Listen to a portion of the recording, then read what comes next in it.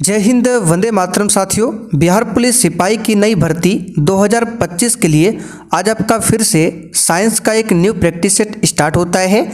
और साथियों, इससे पहले जो आपका साइंस का क्लास हो रहा था उसमें लगभग 15 से 16 प्रैक्टिस सेट आपका हो चुका है। और सभी प्रैक्टिस सेट का पीडीएफ जो है और नोट्स ये आंसर के साथ एप्लीकेशन पर अपलोड कर दिया गया है। और देखिए, जिनका भी ये प्रैक्टिस सेट छूटा हुआ है इसके लिए अलग से प्लेलिस्ट बना हुआ है। आप लोग चैनल के प्लेलिस्ट में जाकर इन सभी वीडियो को देख सकते हैं। तो साथियों, आज हमारा साइंस का पहला प्रैक्टिस सेट होगा, तो आपको एक भी दिन क्लास को छोड़ना नहीं है। और ये क्लास का टाइमिंग है, इसे आप लोग नोट कर लीजिए, शाम 7:30 बजे। और देखिए साथियों, जिन्होंने अभी तक इस बैच को ज्वाइन नहीं किया है तो फटाफट से आप लोग इस बैच को ज्वाइन कर लीजिए। ऑलरेडी बहुत सारे बच्चों ने बैच को ज्वाइन कर लिया है और आज आपका पहला क्लास स्टार्ट है, तो आपको मिस नहीं करना है, फिर नहीं तो आपका क्लास छूट जाएगा। फिर आप लोग कहेंगे सर मेरा क्लास छूट गया। इसलिए आप लोग ये नंबर दिया गया है, इस पर मैसेज कीजिए और फटाफट से जाकर आप लोग कोर्स को ले सकते हैं। तो चलिए इसी के साथ आज के इस क्लास को स्टार्ट करते हैं। तो चलिए आज का पहला क्वेश्चन देखिए, गोबर गैस का मुख्य घटक क्या है? मीथेन, कार्बन डाइऑक्साइड, एसिटिलीन या फिर डी एथिलीन। बिल्कुल टॉप लेवल का क्वेश्चन है। और साथियों, जो भी चैनल पर पहली बार आए हैं, अगर आपको सच में बिहार पुलिस की तैयारी करना है और इस बार 100% सिलेक्शन लेना है तो आप लोग रेगुलर क्लास को अटेंड कीजिए और जो क्लास में पढ़ाया जाता है उसको डेली आप लोग कंप्लीट कीजिए। क्लास का टाइमिंग है शाम 7:30 बजे साइंस और रात में 8 बजे आपका हिस्ट्री, पॉलिटी, ज्योग्राफी, हिंदी, व्याकरण, यानी कि मिक्स प्रैक्टिस सेट होता है रात 8 बजे। तो साथियों, गोबर गैस की बात करें, इसमें मुख्य घटक होता है मीथेन। यहाँ पर ए ऑप्शन आपका सही जवाब है, मीथेन। अब देखिए, गोबर गैस हो गया और बायोगैस हो गया, ध्यान रखिएगा। गोबर गैस यहाँ पर लिख देते हैं, बायोगैस और सीएनजी, ठीक है। इन सभी में मुख्य घटक क्या होता है? तो ये मीथेन ही होता है। मीथेन की बात करें, इसका फॉर्मूला CH4 होता है और मीथेन गैस को मार्स गैस भी कहा जाता है। तो क्वेश्चन एग्जाम में बनता है कि बताइए किस गैस को मार्स गैस कहा जाता है? तो मीथेन को। यहाँ से क्वेश्चन और बनता है कि धान की खेत से कौन सा गैस निकलता है? तो यही मीथेन गैस निकलता है धान की खेत से। तो साथियों, यहाँ पर पहला वाला जो ऑप्शन है राइट आंसर है। चलिए क्वेश्चन नंबर देखिए दूसरा, हीरा बहुत कठोर है जबकि ग्रेफाइट। प्रत्येक स्टूडेंट को नीचे लाइव चैट में अपना अपना आंसर करना है, जिससे आप सभी का प्रॉपर तरीके से रिवीजन हो सके। तो आप सभी जानते हैं हीरा जो है सबसे कठोर होता है, जबकि ग्रेफाइट जो है ये बहुत ही नरम होता है। और दोनों जो है हीरा और ग्रेफाइट ये कार्बन का अपर रूप है। अब यहाँ से क्वेश्चन बनेगा, ये जो हीरा है, जो हीरा चमकता है किसके कारण चमकता है? तो याद रखिएगा, प्रकाश के पूर्ण आंतरिक परावर्तन के कारण, प्रकाश के पूर्ण आंतरिक परावर्तन के कारण हीरा चमकता है। अच्छा, हीरा का आकार कैसा होता है? तो चतुष्फलकीय। ये क्वेश्चन एग्जाम में आता है, इसे याद रखिएगा, चतुष्फलकीय। और क्वेश्चन बन सकता है, हीरा का अपवर्तनांक कितना होता है? 2.42। ये हीरा का अपवर्तनांक है। और देखिए साथियों, प्रश्न के साथ ये जो भी एक्स्ट्रा क्वेश्चन को बता रहे हैं आप लोग केवल ध्यान से सुनिए, बाकी ये जो बता रहे हैं आपको सेम टू सेम लिखा हुआ मिलेगा क्लास नोट्स में, ठीक है। क्लास नोट्स कहाँ पर मिलेगा अभी आपको बता देते हैं। और साथियों, यहाँ पर आप लोग देख सकते हैं, हम जो आपको क्वेश्चन के साथ एक्स्ट्रा क्वेश्चन बताते हैं हमने किस प्रकार से लिखा है, आप लोग इसे पढ़ लीजिए। जैसे कि मान लीजिए हम क्वेश्चन आपको पढ़ाते हैं, हाइड्रोजन के कितने समस्थानिक होते हैं? तो 3 समस्थानिक होते हैं। ये ऑलरेडी हम क्लास में आपको बता चुके हैं। अब इससे संबंधित कौन कौन समस्थानिक है? Protium, deuterium, tritium. अब क्वेश्चन यहाँ से क्या क्या एग्जाम में बनता है, जैसे कि हाइड्रोजन का कौन सा समस्थानिक रेडियो सक्रियता को प्रदर्शित करता है? तो हमने आपको बताया था ट्राइटियम। ब्रह्मांड में सबसे अधिक मात्रा में कौन सी गैस है? हाइड्रोजन। वायुमंडल में सबसे अधिक कौन सी गैस है? नाइट्रोजन। कितना है? 78%। यानी कि जो भी क्वेश्चन के साथ क्वेश्चन बन सकता है और सभी को हमने इस PDF में इंक्लूड किया है। ये जो बूस्टर जीके है आपके बिहार पुलिस एग्जाम के लिए सबसे ज़्यादा इम्पोर्टेंट रहने वाला है। इस नोट्स को पढ़कर आप अपनी तैयारी को और भी बेहतर कर सकते हैं। तो ये डेली आपको दिया जा रहा है। आज ये सेट 3 है, ठीक है। सेट 4 तक अपलोड हो चुका है। तो कहाँ पर मिलेगा? तो पीछे जो हमने आपको नंबर लिखाया 9631887058 उस पर मैसेज कीजिए। तीसरा क्वेश्चन देखिए, निर्जलीकरण में कौन वस्तुतः थोड़ा कम हो जाती है। देखिए निर्जलीकरण, आपने नाम सुना होगा डिहाइड्रेशन। तो डिहाइड्रेशन जो होता है, क्या होता है उसमें, तो उसमें जल की कमी हो जाती है। शरीर में क्या होता है, जल की कमी हो जाती है, जिसके कारण डिहाइड्रेशन होता है और हिंदी में उसी को बोला जाता है निर्जलीकरण। और इसमें क्या होता है, तो ORS, आपने भी पिया होगा, ORS का घोल पिया जाता है। तो निर्जलीकरण में जल तो कम होता ही है, लेकिन इसके साथ में जो आपका सोडियम क्लोराइड है, ठीक है, ये भी कम हो जाता है। तो 3 के लिए आंसर आपका हो जाएगा सोडियम क्लोराइड यानी कि NaCl। चलिए देखिए क्वेश्चन चौथा, न्यूट्रॉन की खोज किसने किया था। चलिए बताइए 4 के लिए आंसर, न्यूट्रॉन की खोज किसने किया था। तो इसका आंसर है जेम्स चैडविक ने न्यूट्रॉन की खोज किया था। अब न्यूट्रॉन की बात करें, इस पर कैसा आवेश होता है, तो ये उदासीन होता है, यानी कि ये न्यूट्रल होता है, इस पर किसी भी प्रकार का चार्ज नहीं होता है। इलेक्ट्रॉन की बात करें, इस पर माइनस चार्ज होता है और इसकी खोज किया था J.J. थॉमसन ने। प्रोटॉन की बात करें, इस पर प्लस आवेश होता है और इसकी खोज किया था गोल्डस्टीन ने, लेकिन प्रोटॉन का नामकरण किया था रदरफोर्ड ने, ठीक है। और नाभिक का पता किसने लगाया था परमाणु के अंदर, तो ये लगाया था रदरफोर्ड ने, इसे ध्यान रखिएगा। अब साथियों यहाँ से क्वेश्चन बनेगा, इलेक्ट्रॉन, प्रोटॉन और न्यूट्रॉन में सबसे भारी कण क्या होता है, तो न्यूट्रॉन जो है ये सबसे भारी होता है। चलिए आगे बढ़ते, क्वेश्चन नंबर 5, निम्नलिखित में से किसे ब्लैक लेड कहते हैं। और इससे पहले जो आपका 16 प्रैक्टिस सेट हुआ है उसमें फिजिक्स का क्वेश्चन जो है वो अधिक है, और अभी जो हम स्टार्ट किए हैं क्लास, इसमें केमिस्ट्री का क्वेश्चन होगा, फिर बायोलॉजी का भी होगा, इसलिए डेली क्लास को कीजिएगा, ठीक है। अगर ये क्लास छूटेगा फिर आगे आपको समझ में नहीं आएगा। तो साथियों ब्लैक लेड जो है ये बोला जाता है किसे, तो याद रखिएगा इसका आंसर हो जाएगा ग्रेफाइट। ग्रेफाइट को ब्लैक शीशा या फिर ब्लैक लेड भी बोला जाता है। अच्छा साथियों, आपने 10th क्लास में पढ़ा होगा, ये जो ग्रेफाइट है ये अधातु है, लेकिन विद्युत का सुचालक होता है। चलिए, रॉकेट के ईंधन में प्रयोग किया जाने वाला कृत्रिम रबड़ कौन सा है। फिर से रिपीट करते हैं, जो भी क्वेश्चन हम बताते हैं केवल ध्यान से सुनिए, बाकी आपको लिखा हुआ तो क्लास नोट्स में हम दे रहे हैं।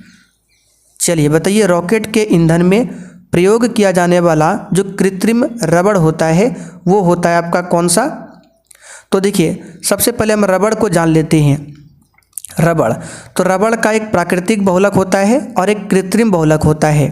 तो रबड़ का जो प्राकृतिक बहुलक होता है उसका नाम है आइसोप्रीन, नोट कर लीजिए या फिर ध्यान रखिए, रबड़ का प्राकृतिक बहुलक आइसोप्रीन होता है और रबड़ का प्राकृतिक कृत्रिम बहुलक पूछे तो नियोप्रीन होता है। क्या होता है, नियोप्रीन। तो ये 2 फैक्ट आपको ध्यान रखना है, रबड़ का प्राकृतिक बहुलक आइसोप्रीन और रबड़ का कृत्रिम बहुलक जो मानव द्वारा निर्मित होता है उसी को कृत्रिम कहा जाता है, नियोप्रीन होता है। तो यहाँ पर देखिए कृत्रिम रबड़ पूछा गया है, तो आंसर क्या होगा, नियोप्रीन। सी ऑप्शन यहाँ पर आपका सही है। अब चलिए रॉकेट को थोड़ा सा हम लोग देख लेते हैं। ये हमने फिजिक्स क्लास में आपको बताया था, रॉकेट जो है किस सिद्धांत पर काम करता है, तो संवेग संरक्षण के सिद्धांत पर काम करता है रॉकेट। और न्यूटन के किस गति नियम पर, तो न्यूटन का जो तीसरा गति नियम है उसी पर यह रॉकेट काम करता है। चलिए, निम्नलिखित में से किसका अंतरा आणविक बल सबसे क्षीण है। क्षीण का मतलब सबसे कमजोर, सबसे कमजोर किसका अंतरा आणविक बल होगा। तो देखिए आप सभी जानते हैं, एक होता है ठोस, एक होता है द्रव और एक है गैस। आपने 9th क्लास में ये पढ़ा होगा।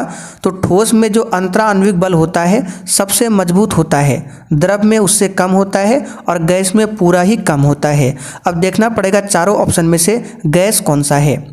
तो यहाँ पर देखिए, अगर हम हाइड्रोक्लोरिक अम्ल की बात करें, ये तो द्रव अवस्था में होता है, ये तो आंसर होगा नहीं। हीलियम की बात करें, ये पूर्णतः गैस है। और H2O की बात करें तो ये आपका जल हो जाएगा यानी द्रव में। NH3 की बात करें तो अमोनिया, ये क्या है, NH3 अमोनिया, तो ये ठंडा में द्रव में पाया जाता है और गैस में भी ये होता है। अमोनिया जो द्रव में भी होता है और गैस में। तो पूछा गया सबसे कम किसका होगा, तो हीलियम जो है इसका सबसे कम होगा। क्यों, क्योंकि ये केवल गैसीय अवस्था में पाया जाता है और गैसीय अवस्था में अंतराण्विक बल सबसे कमज़ोर होता है। तो साथियों उम्मीद करते हैं क्वेश्चन आपको समझ में आ रहा होगा। लोहे की परत पर किस धातु से गैल्वेनीकरण होता है? चलिए बहुत ही शानदार क्वेश्चन है, जैसे हम बताते हैं वैसे पढ़िए, क्लास नोट्स तैयार कीजिए, डेली पीडीएफ का आंसर भी दिया जा रहा है पीडीएफ के साथ में, डेली इसको फॉलो कीजिए और अभी से तैयारी कीजिए, ठीक है, क्योंकि बाद में अगर वैकेंसी आ जाएगा तो फिर आपको तैयारी करने का बिल्कुल भी मौका नहीं मिलेगा, इसलिए इस बार चूकना नहीं है। लगभग 20,000 प्लस आसपास वैकेंसी है तो आपको लेकर रहना है, ठीक है। तो लोहे की परत पर जो गैल्वेनीकरण होता है उसमें जस्ता धातु का इस्तेमाल होता है। बी ऑप्शन आपका सही जवाब है। जस्ता धातु की बात करें ये इंसुलिन में पाया जाता है। आपसे पूछेगा कि इंसुलिन में कौन सा धातु मौजूद होता है, तो यही जिंक मौजूद होता है। चलिए, सिक्के बनाने में किस धातु का उपयोग होता है? तो देखिए हमारा जो आवर्त सारणी है, आवर्त सारणी, और वर्तमान में आधुनिक आवर्त सारणी है जिसको बनाया था मोसले ने। तो आवर्त सारणी की बात करें इसमें टोटल 18 वर्ग है और 7 आवर्त है, ये तो आप सभी जानते हैं। तो 18 वर्ग में जो आपका 11वां वर्ग है, ठीक है, 18 वर्ग में जो आपका वर्ग नंबर 11 है, इसी को बोला जाता है सिक्का धातु, इसी को बोला जाता है सिक्का धातु। और इसमें आपका जो कॉपर हो गया, कॉपर, सिल्वर और सोना, इसका इस्तेमाल होता है सिक्का बनाने के लिए। तो देखिए ऑप्शन में यहाँ पर कॉपर दिया हुआ है, आपको तीनों ध्यान रखना है, कॉपर, सिल्वर और सोना, इसका इस्तेमाल सिक्का बनाने के लिए होता है। तो यहाँ पर सी ऑप्शन आपका राइट आंसर है। चलिए आगे बढ़ते हैं, क्वेश्चन नंबर 10। निम्नलिखित में से कौन धातु नहीं है? तो कॉपर तो धातु है, आयरन भी धातु है, मरकरी आपका एकमात्र धातु है जो कि तरल अवस्था में पाया जाता है, तो सल्फर जो है ये धातु नहीं है। तो आंसर यहाँ पर हमारा क्या हो जाएगा? डी वाला ऑप्शन सल्फर। चलिए आगे देखिए, एक इलेक्ट्रॉन का द्रव्यमान कितना होता है? अच्छा, इलेक्ट्रॉन पर पूछे आवेश कितना होता है, तो -1.6 इंटू 10⁻⁻19 कूलम, ये इलेक्ट्रॉन पर आवेश होता है। लेकिन इलेक्ट्रॉन का द्रव्यमान पूछे तो इलेक्ट्रॉन का द्रव्यमान नहीं के बराबर होता है। तो नहीं के बराबर बोले तो लगभग 0 के आसपास, तो ये तो 1 है, ये भी आंसर नहीं होगा, ये भी 1 के आसपास है, ये भी नहीं होगा, ये भी नहीं होगा। तो बचा आपका बी वाला। इस तरह से आप लोग दिमाग लगाकर भी आंसर कर सकते हैं। हम जानते हैं कि इलेक्ट्रॉन का द्रव्यमान नहीं के बराबर होता है, तो नहीं के बराबर में देखिए बी ऑप्शन में है। अगला क्वेश्चन देखिए, मानव निर्मित तत्व कौन सा है? चलिए बहुत ही शानदार क्वेश्चन है, इस पर आप लोग स्टार मार्क कीजिए। और इस क्वेश्चन के साथ अभी जो भी एक्स्ट्रा फैक्ट को बताएंगे ध्यान से सुनिएगा। तो मानव के द्वारा निर्मित जो तत्व है ये आपका हो जाएगा प्लूटोनियम। कौन सा हो जाएगा? प्लूटोनियम। ये निर्मित पहला तत्व है प्लूटोनियम। ए ऑप्शन यहाँ पर सही जवाब है। यूरेनियम 235। अच्छा, यूरेनियम की बात करें तो यूरेनियम का अयस्क पूछा जाता है तो पिच ब्लेड या पिंच ब्लेड, ठीक है। ये किसका अयस्क है? तो यूरेनियम का अयस्क है पिंच ब्लेड। थोरियम की बात करें, इसका अयस्क पूछा जाता है मोनोजाइट। ये पूछा हुआ क्वेश्चन एग्जाम में कि पूछा जाता है कि मोनोजाइट किसका अयस्क है, तो ये थोरियम का अयस्क है। रेडियम की बात करें, इसकी खोज किया था मैडम क्यूरी ने।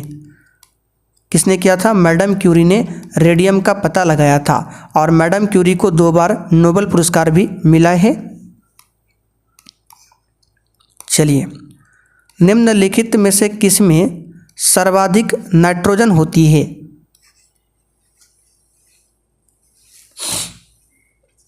तो ऐसे भी हमने कई बार आपको क्लास में बताया है, यूरिया में लगभग 46% के आसपास, यूरिया में लगभग 46% के आसपास नाइट्रोजन होता है। तो सबसे अधिक यूरिया में ही होता है।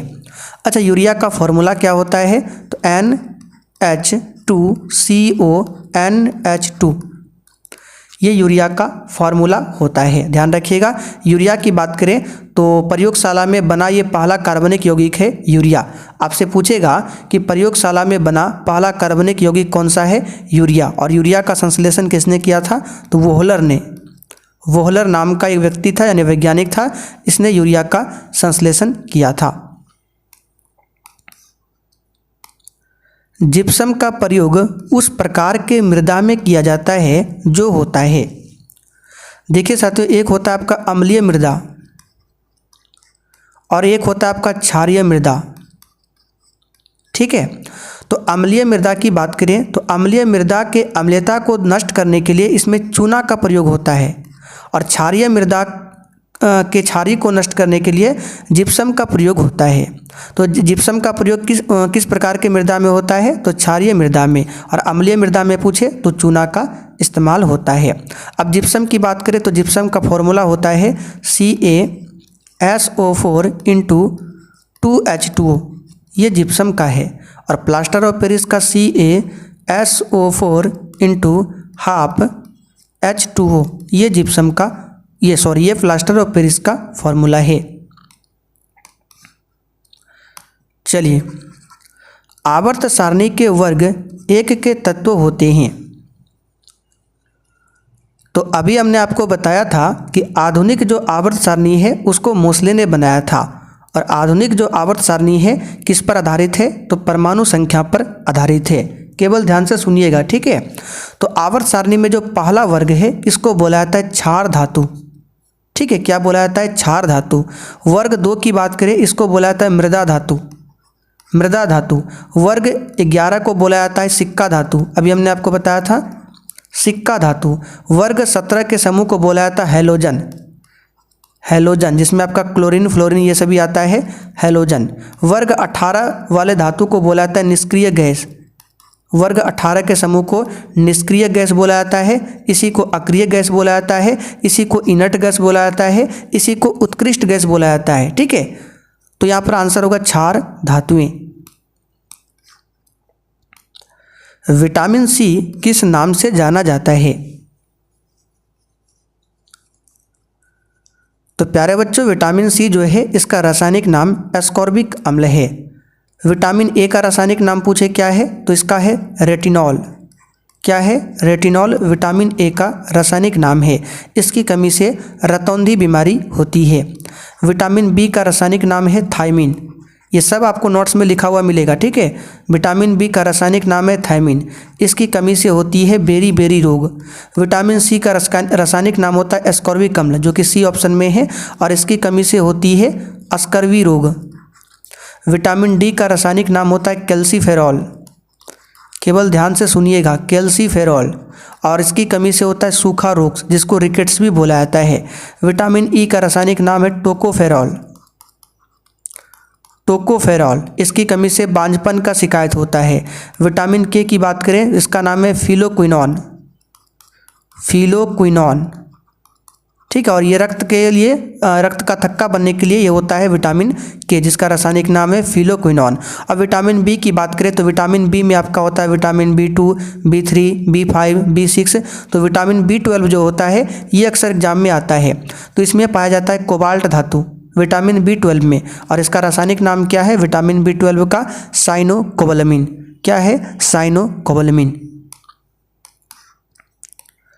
अमाशय रस में कौन सा अम्ल होता है,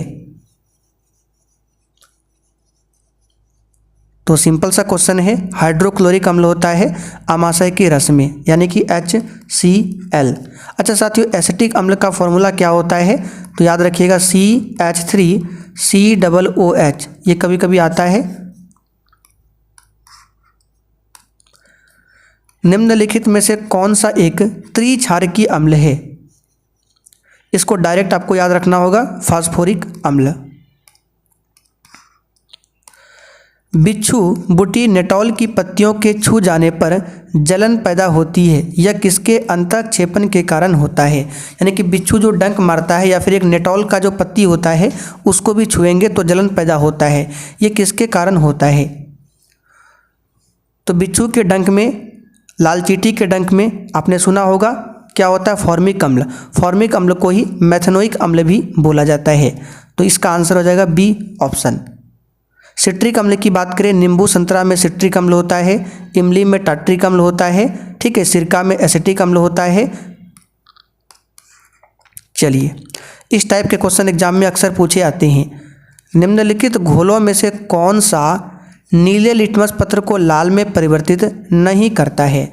तो सबसे पहले देखिए, नीला लिटमस पत्र क्या है? नीला पत्र है लिटमस का, और इसको लाल में परिवर्तित कौन करता है? तो उसको जानते हैं। तो नीला लिटमस पत्र को लाल में बदलता है अम्ल। कौन बदलता है? अम्ल। ठीक है, अम्ल क्या करता है? नीला लिटमस पत्र को लाल में बदलता है। तो बोल रहा है कि नीले लिटमस पत्र को लाल में कौन नहीं बदलेगा? तो अम्ल तो बदलेगा। ठीक है, तो ये आंसर होगा। कौन नहीं बदलेगा? ये नहीं बदलेगा और ये भी नहीं बदलेगा, यानी कि 2 और 3 ये नीला लिटमस पत्र को लाल में नहीं बदलेगा। आंसर हमारा हो जाएगा बी ऑप्शन। चलिए, अम्ल के विषय में निम्नलिखित में से कौन सा कथन सही है? तो अम्ल लिटमस को नीला कर देते हैं। अभी हमने क्या बताया था आपको कि अम्ल क्या करता है? नीला लिटमस पत्र को लाल करता है, लेकिन यहाँ तो उल्टा दिया हुआ है। यहाँ पे लाल को नीला बोल रहा है, ये क्षार करता है। ठीक है, ये गलत है। वे नीले लिटमस को लाल करता है, ये वाला सही है। उसका पीएच मान 7 से कम होता है, बिल्कुल सही है। देखिए, जितने भी अम्लीय विलयन होते हैं उसका पीएच मान 7 से कम होगा, और 7 के बराबर होगा तो उदासीन होगा, 7 से अधिक होगा तो वो क्षारीय होगा। तो 7 से कम होता है, बिल्कुल सही है। तो आंसर 2 और 3 बी ऑप्शन यहाँ पर सही है। देखिए साथियों, सेशन पसंद आ रहा है तो लाइक जरूर कीजिएगा। यहाँ पर भी बोल रहा है कौन सा कथन सही है? अम्ल स्वाद में खट्टे होते हैं तथा H+ आयन देते हैं, ये तो बिल्कुल सही है। अम्ल स्वाद में खट्टे होते हैं तथा OH आयन देते हैं। यहाँ पर देखिए OH आयन, ये गलत है। अम्ल OH आयन नहीं देता है, H+ आयन देता है। क्षार स्वाद में कड़वे होते हैं तथा OH आयन देते हैं, ये भी सही है। यानी कि 1 और 3 हमारा राइट आंसर है, पहला वाला। चलिए, एक्वा रेजिया आपने सुना होगा, जिसमें सोना को घोला जाता है, 1:3 के अनुपात में होता है। तो किसका किसका मिश्रण होता है? देखिए, यहाँ से 2 टाइप का क्वेश्चन बनता है आपको फंसाने के लिए। देखिए किस तरह से एग्जाम में पूछेगा। तो सबसे पहले एक्वा रेजिया की बात करें, इसमें हाइड्रोक्लोरिक अम्ल होता है और नाइट्रिक अम्ल HNO3 होता है। अब कितना कितना अनुपात में होता है ये भी ध्यान आपको रखना है। तो हाइड्रोक्लोरिक अम्ल 1 भाग होता है, 3 भाग होता है हाइड्रोक्लोरिक अम्ल, और 1 भाग होता है नाइट्रिक अम्ल। ठीक है, तो यहाँ पर पूछा गया 1:3 के अनुपात में क्या होता है? तो 1 भाग तो नाइट्रिक अम्ल होता है और 3 आपका होता है हाइड्रोक्लोरिक अम्ल। तो देखते हैं किस ऑप्शन में है। तो 1 में यहाँ नाइट्रिक अम्ल दिया हुआ है, बिल्कुल सही है। 3 में हाइड्रोक्लोरिक अम्ल, बिल्कुल सही है। बी ऑप्शन की बात करें तो यहाँ पर HNO3 सही है, लेकिन H2SO4 है, ये तो होगा नहीं। यहाँ पर भी देखिए HCl और HNO3, ये आंसर हो सकता है। लेकिन यहाँ पर देखिए 1:3 में, यानी 1 का मतलब बोल रहा है हाइड्रोक्लोरिक अम्ल, गलत है। हाइड्रोक्लोरिक अम्ल 3 होता है और ये 1 होता है। अगर ऑप्शन में इस तरह से होता, क्वेश्चन में इस तरह से होता 3:1, तब आपका आंसर ये वाला होता। लेकिन यहाँ पे 1:3 है, तो आंसर यहाँ पर ए होगा, ध्यान रखिएगा।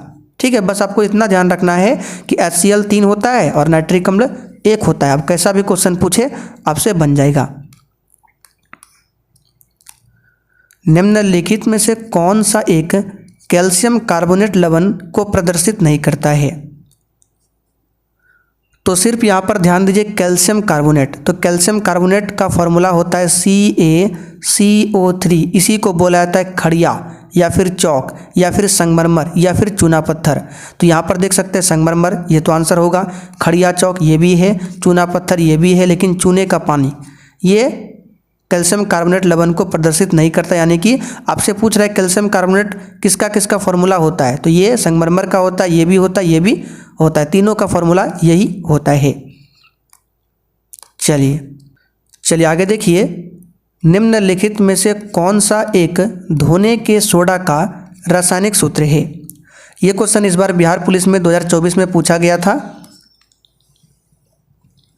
तो धोने का जो सोडा का फॉर्मूला होता है ये होता है Na2CO3 × 10H2O। अच्छा, खाने वाला सोडा जिसको बेकिंग सोडा बोला जाता है उसका फॉर्मूला है NaHCO3। इसका नाम है सोडियम बाइकार्बोनेट। और NaOH ये क्या है? सोडियम हाइड्रोक्साइड, जिसको कास्टिक सोडा भी बोला जाता है। कास्टिक सोडा का फॉर्मूला पूछे तो NaOH। तो चले साथियों, आज आपका प्रैक्टिस सेट यहीं पर कंप्लीट होता है। देखिए, प्रैक्टिस सेट में भले ही 25 क्वेश्चन है, लेकिन जिन्होंने क्लास पूरा किया है आप लोग बताइए, हमने प्रत्येक क्वेश्चन के साथ लगभग 4 से 5 एक्स्ट्रा फैक्ट को बताया है। अगर इस तरह से जोड़ लेते हैं तो 80 लगभग मान के चलिए 80 क्वेश्चन से कम नहीं होगा अगर एक्स्ट्रा फैक्ट को लिखेंगे। ठीक है, भले ही क्वेश्चन कम है लेकिन प्रैक्टिस ज़बरदस्त है, इसलिए आप लोग डेली क्लास को अटेंड कीजिए। और नंबर फिर से लिख लीजिए 9631887058। इस पर जाकर आप लोग कोर्स के बारे में जानकारी लीजिए। कोर्स का प्राइस ज़्यादा नहीं है, 129 रुपया है और ये बढ़कर फिर 499 हो जाएगा, इसलिए आप लोग देर मत कीजिए। एक देखिए कोई कमेंट करते हैं कि सर कोर्स का प्राइस 1000 दिख रहा है, तो 1000 वो नहीं है, वो नेटवर्क इशू के कारण है। कोर्स का प्राइस है 129 रुपया और जल्दी कीजिए, यहाँ पर 499 भी हो सकता है।